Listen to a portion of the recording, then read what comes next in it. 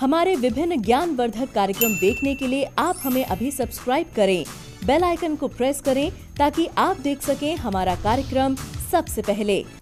नमस्कार दर्शकों, तहे दिल से स्वागत है आप सभी का हमारे इस बेहद खास कार्यक्रम ज्योतिष ज्ञान में और मैं हूं आपके साथ मोनिका ग्रोवर। दर्शकों, महाशिवरात्रि के पावन पर्व पर क्या कुछ ऐसा किया जाए ताकि महादेव की कृपा आप पर बरस सके, महादेव आपसे प्रसन्न हो सके, आज यही बताएंगे आपको हम हमारे इस बेहद खास कार्यक्रम के माध्यम से। तो आइए कार्यक्रम की शुरुआत करते हैं और स्वागत करते हैं the famous palmist, astrologer and vastu expert professor Dharmendra Sharma ji का। नमस्कार सर। नमस्कार सर, क्या कुछ ऐसा किया जाए ताकि भगवान शिव प्रसन्न हो जाएं? क्या विशेष प्रकार के उपाय अपनाएं? क्या दान आदि करें? विशेष जानकारी चाहेंगे जी। आइए दर्शकों, बात करते हैं महाशिवरात्रि पर ऐसा हम क्या करें जिससे हम अपने प्रभु को प्रसन्न कर सकें। सबसे पहली बात, आप में से ऐसे बहुत लोग होंगे जिन्होंने गुरु नहीं बनाए होंगे, गुरु दीक्षा नहीं ली होगी। आप में से ऐसे बहुत लोग होंगे जिनका मन किसी विशेष व्यक्ति से गुरु दीक्षा के लिए नहीं होता। ऐसे बहुत तरह तरह के अपने अपने मन और ख्यालात होते हैं। शिवरात्रि से बढ़िया कोई मौका नहीं हो सकता। शिवरात्रि की रात्रि में जो भी व्यक्ति भगवान शिव को अपना गुरु बना करके अपनी साधना आराधना को आगे बढ़ाता है, उसके जीवन में नाना भांति के सुख संपदाएं उसको प्राप्त होती हैं।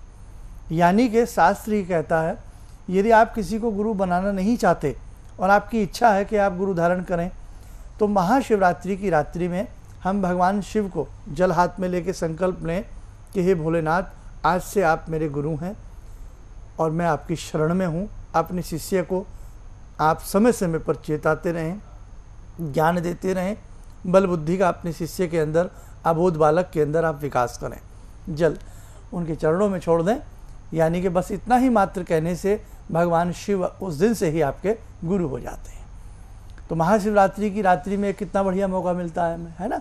दूसरी बात, शिवरात्रि की रात्रि में हम विशेष उपाय क्या करें। हमने विगत कई वर्षों में ये उपाय बताया है। 2 जायफल ले लें और साथ में कच्चा सूत ले लें, पंचमुखी देसी घी का दीप ले लें, 11 बेलपत्र ले लें और इसी के साथ साथ में हम कोई सफ़ेद रंग की मिठाई, पेड़ा, खोआ, बर्फ़ी की कोई भी ऐसी चीज़ अपने साथ लेकर के जाएं। और यदि आपको श्वेतार्क के पुष्प मिल जाएं तो श्वेतार्क के पुष्प थोड़े से ले जाएं, 11-21 जितने आपकी श्रद्धा हो। इसको सफ़ेद अकोन भी कहते हैं, आँख भी कहते हैं, इसको हम मदार भी कहते हैं। अपनी अपनी प्रांतीय भाषाएं हैं, इसको आंकड़ा भी कहा जाता है। मंदिर में पहुँचे रात्रि के समय और वहाँ जाकर के जब हम भोलेनाथ की शरण में बैठ जाएं तो उस वक्त हम कुछ पल भगवान शिव को निहारें और मनि मन नमः शिवाय या ओम, महिलाएं नमः शिवाय, पुरुष ओम नमः शिवाय मंत्र का जाप करें। उसके बाद आप पंचमुखी जो देसी घी ले गए हैं उसकी ज्योत जला दें भगवान शिव के चरणों में, शिवलिंग के समीप में। उसके बाद आप जो खोए की बर्फ़ी मिठाई ले गए हैं वो प्रभु को चढ़ा दें। बेलपत्र एक एक भगवान शिव के ऊपर, शिव की पिंडी के ऊपर चिकना हिस्सा नीचे और धारी वाला हिस्सा ऊपर की तरफ करके रखते जाएं। चिकना हिस्सा उल्टा, यानी कि पत्ता उल्टा रखा जाता है। नमः शिवाय बोलते जाएं, एक एक पत्ता रखते जाएं। अगर हर पत्ते पे आपने श्रीम बीज लिख कर के रखा है तो और भी ज़्यादा इसका उपयुक्त फल की प्राप्ति होती है। ऐसा करें। मदार के पुष्प एक एक करके चढ़ावें। अब तो जो आपने 2 जायफल ले गए हैं वो वहाँ चढ़ा दें उनके चरणों में। और कच्चा सूत या जनेऊ ले जाएं, सबसे अच्छा है। कच्चा सूत तो नहीं भी मिलता है, जनेऊ सबको मिल जाता है, वो भोलेनाथ को पहना दें। वहीं बैठ कर के कुछ समय अगर आप शिव तांडव स्तोत्र का पाठ करें, एक बार शिव महिमन स्तोत्र का पाठ करें या नमः शिवाय की 5 माला करें, ओम नमः शिवाय की 5 माला करें। आप जो भी आपसे बन पड़े वो ज़रूर करें। घर वापस आ जाएं। तड़के तड़के सवेरे सवेरे शिवरात्रि से अगले दिन सुबह कल सुबह आप अब वहाँ जाएं सुबह और दोनों जायफल वहाँ से उठा करके ले आएँ।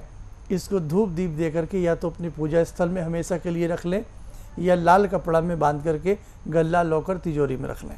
वैसे वो जायफल कई बार सुबह मिलते नहीं हैं, मिल जाए तो आपका भाग्य है। ये बड़ा अद्भुत उपाय है, ये ज़रूर करें। शिवरात्रि की रात्रि में 108 त्रिपुंड भोलेनाथ की पिंडी पर लगाएं। शिवरात्रि की रात्रि में 108 त्रिपुंड चंदन घिसते रहें और चंदन घिसते समय भी ओम नमः शिवाय, महिलाएं नमः शिवाय का जाप करती रहें।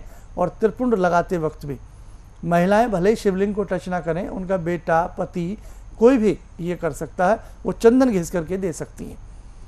नमः शिवाय 1, नमः शिवाय 2, नमः शिवाय 3, त्रिपुंड 108 त्रिपुंड काढ़ें शिवरात्रि की रात्रि में। बहुत आनंद आएगा।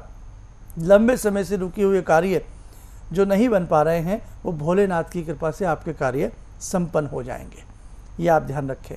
अब हमें महाशिवरात्रि के दिन क्या चीज़ दान करना है, इसमें आप विशेष ध्यान रखें।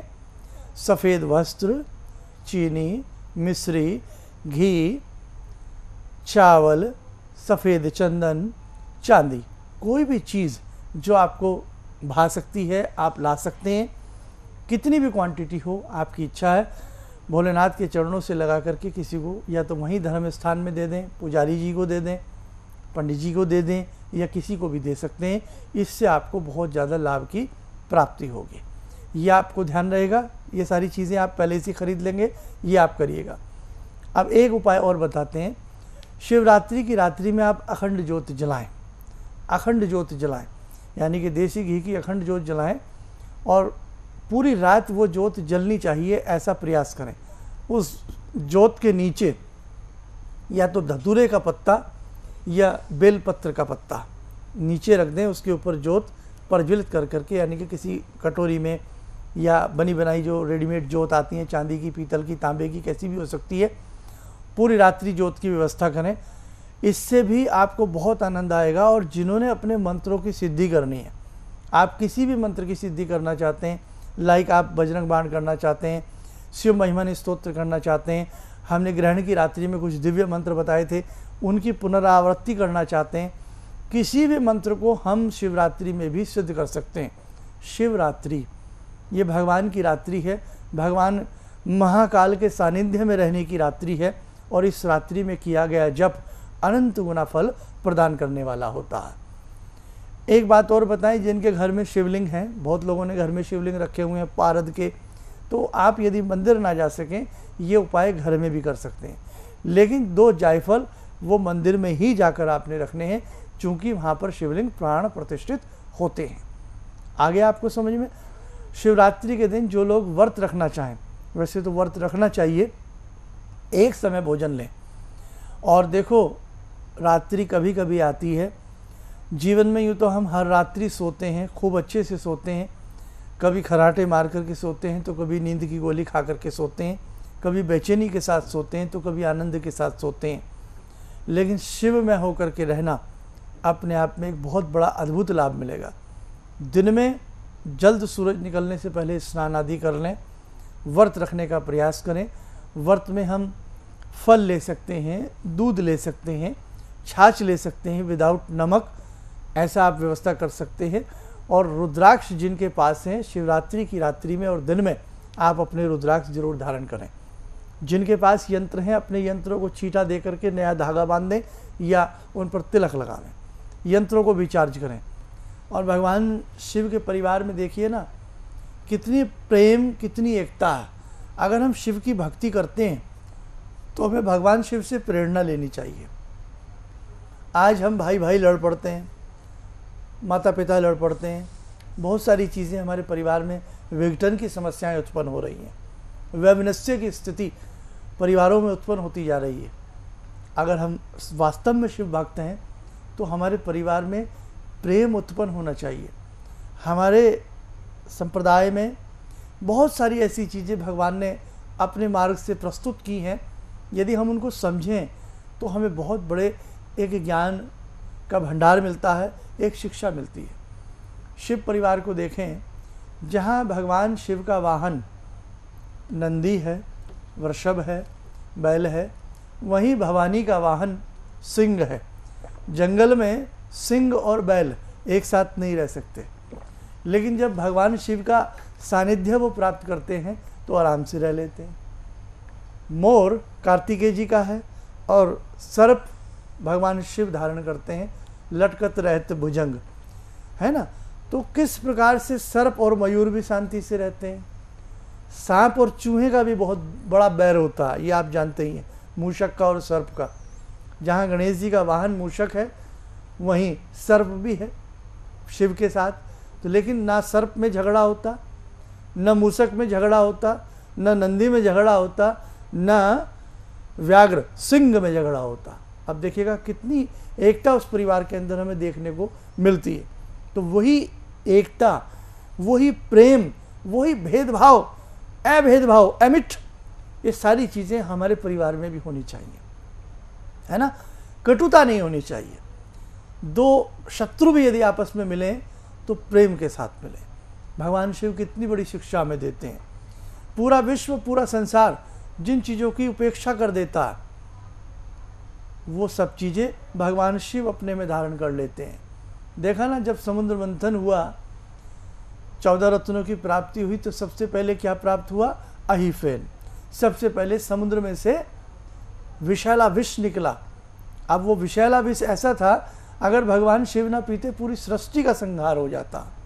लेकिन एक तरफ संहार करता है तो एक तरफ कहीं ना कहीं जीवनदाता भी हैं, तभी तो इनको महाकाल कहा जाता। उस सारे हलाहल को पी गए, अपने कंठ में, ना उदर में भी नहीं उतारा, कंठ में समा लिया, तभी तो नीलकंठी कहलाते हैं, क्योंकि विष का रंग नीला होता, नीलकंठी कहलाते हैं। ऐसे भगवान शिव, ऐसे आशुतोष भगवान, ऐसे भगवान की रात्रि, ऐसे भगवान की पूजा का मौका क्या हम छोड़ दें? कदापि नहीं। थोड़ा सा कच्चा दूध जरूर चढ़ाइएगा। जिनके चंद्रमा बहुत वीक हों, चंद्रमा कमज़ोर हों, कालसर्प दोष की युति बनती हो, राहु मुँह फाड़ कर आपको डसना चाहता हो, भगवान शिव की पूजा का आनंद लें। मैवने स्तोत्र पढ़ें, शिव तांडव स्तोत्र पढ़ें, शिव विभिन्न प्रकार के शिवात्मक मंत्रों का जप करें, आपको विशेष प्रकार का लाभ मिलेगा। आप करके देखें। दूसरी बात, भांग धतूर किस प्रकार की विषैली चीज़ें होती हैं, लेकिन भगवान शिव चढ़वा लेते हैं। जब इस संसार से हम लोग विदा होते हैं, आपने देखा होगा शमशान घाट में विराट महाकाल की मूर्ति मिलती है।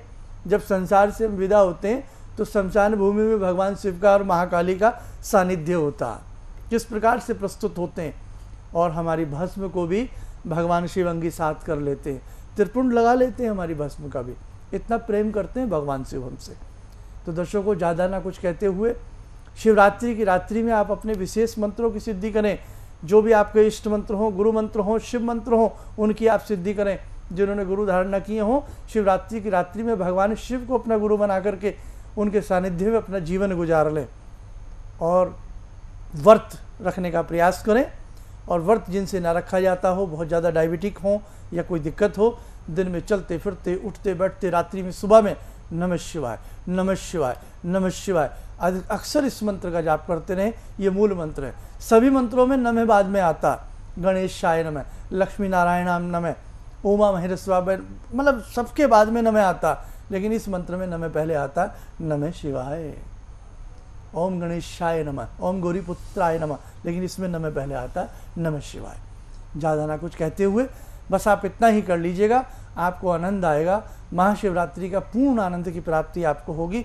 सच्ची आत्मा से चाहे थोड़ा सा भी आपने जप कर लिया, मेरे दर्शकों, इससे आपको बहुत अच्छा लाभ की प्राप्ति होगी। तो दर्शकों, जो उपाय आपको बताए गए हैं ज़रूर अपना लीजिएगा। इसी के साथ समय इशारा कर रहा है कि कार्यक्रम को अब यहाँ पर विराम देना होगा। आपने अपना कीमती समय दिया, धन्यवाद उसके लिए। नमस्कार। दर्शकों, उपायों में बहुत शक्ति होती है। जो उपाय बताए गए हैं ज़रूर अपनाएं और इस तरह से और महत्वपूर्ण जानकारियां जानने के लिए, समझने के लिए आप हमें YouTube पर सब्सक्राइब करना ना भूलें। बाकी शर्मा जी का मार्गदर्शन प्राप्त करना चाहते हैं, उनसे मुलाकात करना चाहते हैं, संस्थान में कॉन्टैक्ट कर पर्सनल अपॉइंटमेंट ले सकते हैं। या वो लोग जो कहीं दूर दराज रहते हैं, मुलाकात नहीं कर पा रहे हैं किसी न किसी रीज़न से, तो ऐसे में वो कॉल अपॉइंटमेंट ले लें। कॉन्टैक्ट करने का समय रहेगा सुबह 10 बजे से लेकर शाम के 6 बजे के बीच में। अब चलने की दीजिए इजाज़त। नमस्कार। ज़िंदगी के इस प्रवाह में तमाम लोग डिप्रेशन के इस हालात से गुज़र रहे हैं। सफलता असफलता अपनी जगह की बात है, लेकिन पता नहीं कितने सारे लोगों को इन्होंने डिप्रेशन से उबारा है, नया मोटिवेशन दिया है काम का। इनका जो एक अनुभव था कि एक मेरी बातें इनसे लगातार कभी कभार हो जाया करती हैं। एक दिन मेरी बात हो रही थी, अचानक इन्होंने प्रश्न किया कि क्या आपके यहाँ कौवे आ रहे हैं। मैं बहुत तेज़ चौंका। करीब 4-5 दिनों से कौओं का झुंड मेरे घर पे मंडरा था। तो मैं यही सोचने परेशान था, ये शुभ है अशुभ है, क्या चीज़ है। तो मैंने प्रश्न किया कि क्या मैंने आपको बताया कि मेरे घर में कौए आ रहे हैं? कहने नहीं, मुझको दिखाई पड़ रहा है। तो कुछ तो अलौकिक है इनमें। दूसरा क्या, जो इनका उद्देश्य है, जब महाकुंभ में आए थे, मेरी इनसे वार्ता हुई, तो मैंने इनका उद्देश्य जानना चाहा कि किस उद्देश्य के लिए आप काम कर रहे हैं।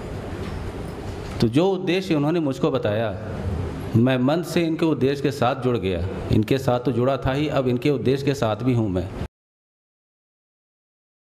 28 फरवरी पटना, 14 मार्च मुंबई, 27 मार्च लुधियाना, 4 अप्रैल लखनऊ, 17 अप्रैल पटना, 26 अप्रैल जयपुर। अन्य दिनों में शर्मा जी अधिकतर दिल्ली में रहते हैं। अपॉइंटमेंट के लिए संपर्क करें। संपर्क सूत्र 9268319743, 8130948703 और 9582248029। हमारे विभिन्न ज्ञानवर्धक कार्यक्रम देखने के लिए आप हमें अभी सब्सक्राइब करें, बेल आइकन को प्रेस करें ताकि आप देख सकें हमारा कार्यक्रम सबसे पहले। और अधिक जानकारी के लिए फेसबुक पेज को लाइक करना न भूलें।